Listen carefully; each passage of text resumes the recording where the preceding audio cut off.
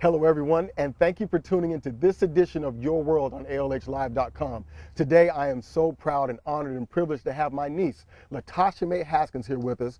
This coming Monday, Latasha will be leaving to compete in the Miss Plus America pageant that will be held in Monroe, Louisiana. Tasha, thank you so much for joining us. Thank you for having me. I'm excited to be here. You're very welcome. Let's just get right into it. Okay. Miss Plus America, okay? How did you get involved in the plus modeling and everything like that? Yeah, well in 2006 I actually started doing plus size modeling. An agent found me and recruited me and thought that was very interesting that I could actually get paid for being more full figured. And in 2007 I was asked to judge a pageant competition for younger girls actually in Washington State. It was a Washington State pageant, and I thought this is really neat. These girls actually have a passion for their community and volunteering, and they get to model and be with people. I thought, I want to see if there's anything like that for me. Cool. So I Googled and I put in plus size pageants and Miss Plus America popped up. So that opportunity presented itself for me in 2008 to represent Washington, and wow, it's kind of all she wrote. Wow, that's awesome. Now, what I would like to know is your take on the theme of beauty, just in general, because for a long time the media has portrayed more slimmer sized women as beautiful. How do you feel now that other, sized women and things like that are also being brought in and accepted in that definition? Absolutely. Well, it's interesting you would say that for a long time, but actually women like Marilyn Monroe, who is someone that a lot of the thinner stars now try to portray themselves to be. Absolutely. This woman was an average size 10, 12 during a good time. So actually beauty was the more curvaceous figures. That's what you saw in the different types of arts and different photographs and in the fashion media. But it's just probably in my generation have they started showing the more stick figures and implementing that as beauty. So I think actually we're just kind of getting back to our roots and saying, hey, this actually is okay, and beauty does come in all shapes and sizes. Wow, that is awesome. That was an excellent, this is an excellent response, because I think that, especially in the mass media, whether if it's a racial thing or a cultural thing, there always seems to be this exclusion. If you're not this way, then you're not accepted. If you are this way, then you are accepted. And it's good to see a young woman who is comfortable in her skin, both within and without. Can you expand on that? Absolutely. It's interesting being in this industry because I definitely don't meet the stereotype. Not only am I a minority and I'm plus size, but I'm a single mother, I'm a believer of the faith, so I definitely am walking into an industry that doesn't necessarily embrace those types of things. Sure. But everywhere I go, I decided, I'm going to impact them and show them it doesn't matter maybe what the media might say is not acceptable. You can still actually do what you want to do. So I've been able to use pageantry and other opportunities to actually be able to reach other people, reach other women that are not okay with their body size, other single moms. That's awesome. Which is probably my biggest passion. So really it's opened doors for me to speak in different organizations, volunteer, and really it's been just a venue and an avenue that I've been able to do what I really want to do. So based on something that you just said, I want to take a detour. So you're a Christian, correct? Yes, absolutely. Okay, 100%. Now, what specific challenges in the area of faith have you encountered in the industry?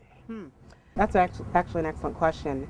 Really, my philosophy as far as why I'm doing it is very spiritually based. Okay. I liken myself to the story of Esther and how her beauty and the process that she went to ultimately saved an entire race of people. Awesome. A lot of people have a hard time understanding the industry like beauty or fashion or pageantry. They don't understand. I think only pastors and politicians can actually affect the world. Wow. But really, pageant winners have a heart for people. They really want to be that whole person, where what they present, what they put forward, how they carry themselves, and also the passions they have in their heart. Now, I would like to go even a little bit deeper. Okay.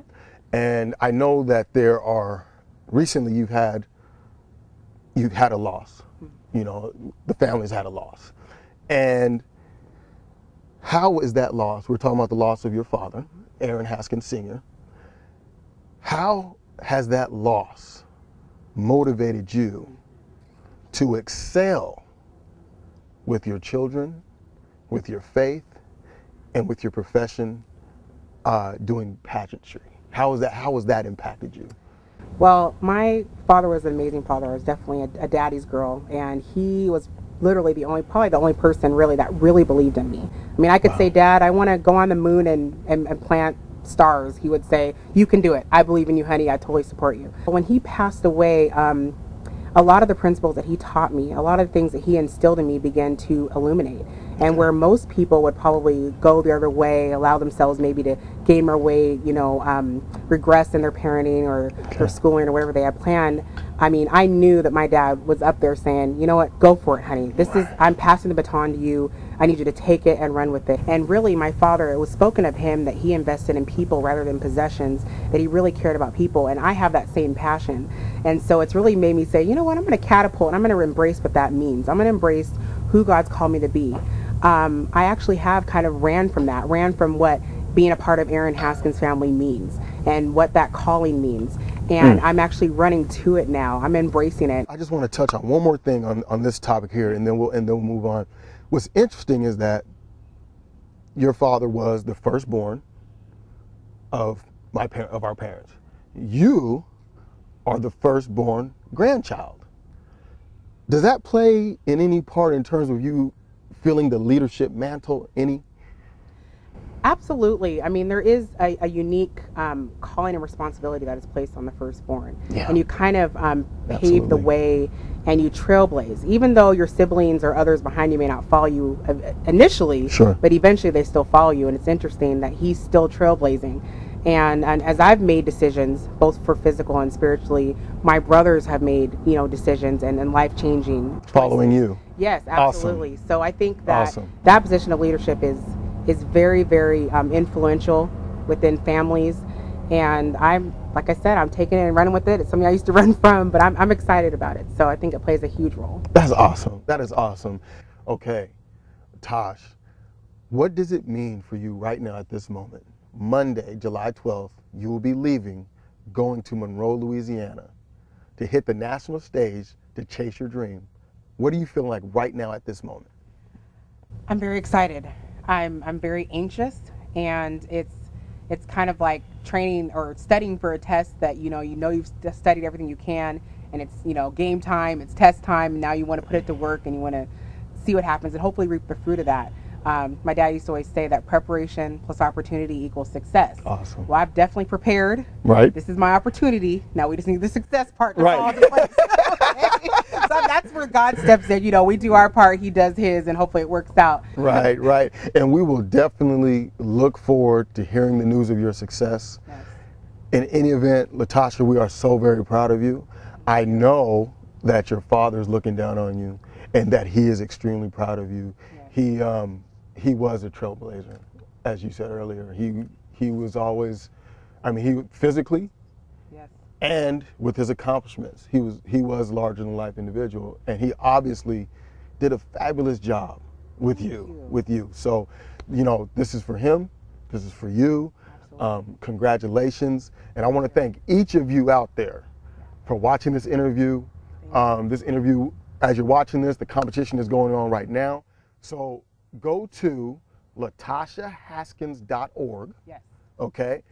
You can follow Latasha. Actually, the information will all be at the bottom of your screen. You can also follow Latasha on Twitter at TMAE81. Yes. So that's TMAE81 on Twitter, and she'll be updating her Twitter account, letting everybody know what's going on. So again, go to latashahaskins.org.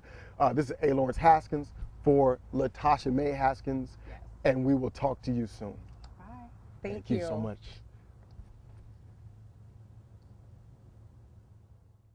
You can also follow her on Twitter at TMAE81. Okay, so T. That's cute though. It's funny. 81. That is awesome. Okay, hold on. Let me. I know, where are the kids? You guys are being awful quiet. See, that's nerve-wracking, especially with boys. See, a girl quiet is fine. She's playing Barbie. She's doing paper dolls. She's reading. Yeah. Playing house. Yeah. Boys quiet. They're destroying something. Something bad's gonna happen. Massively. Another neighbor's gonna call me. Oh, so we're recording? Wow. This is gonna sound stupid, like. That's awesome. Go ahead. What lake is this? This is Puget Sound. Oh. This is a big body of water. Thank you. It's my producer. It's my buddy. He says he's my buddy. Oh, thank you. She said she's my wife. Yeah. You guys are lovely. Claim that they support you. Claim. Adamantly. Have no talking, buddy. Need you to use sign language.